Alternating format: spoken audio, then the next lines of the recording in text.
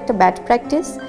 তো এটা তাদেরই নিজেদের মন মানসিকতার পরিচয় দেয়। সো অ্যাকচুয়ালি আমার ওগুলো নিয়ে কোনো মাথা ব্যথাই নেই, এটা যার যার ব্যক্তিত্ব যেমন। এবার ক্যামেরায় ধরা পড়ল একটি অদ্ভুত ভিডিও, যা নিয়ে আগে কখনো সমালোচনায় আসেনি নায়িকা।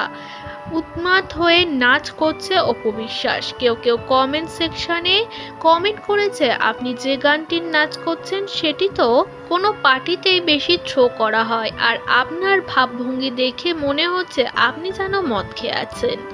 অপু বিশ্বাসের এমন ভিডিও ভাইরাল হওয়ার সাথে সাথে একটি ইন্টারভিউতে এই বিষয়ে কথা বলেছে আর এক অভিনেত্রী শাবনাম ইয়াসমিন বুবলি। সঞ্চালিকা অপু বিশ্বাসের এমন ভিডিও নিয়ে প্রশ্ন করে বুবলিকে।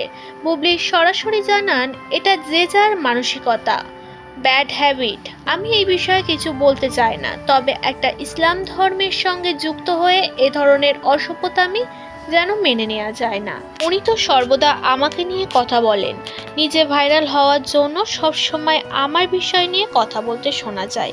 এবার উনি যে অসভ্যতামিগুলো করে বেড়াচ্ছে সেগুলো নিয়ে হয়তো আমার কথা বলা উচিত, তবে ওনার মতো নোংরা মানসিকতা কখনো আমার অন্য না। কোনো দিক থেকে যদি কেউ আপনাকে অনবরত চায় যে ফাইন আমি বুবলিকে নিয়ে কোনো একটা মন গড়া কোনো একটা কথা বা কোনো একটা নিজের মতো করে একটা কথা বললেই তো তাহলে লাইমলাইটে আসা যাবে বা আলোচনায় থাকা যাবে, সেটা হয়তো কেউ কেউ পরিকল্পনা করেই করে।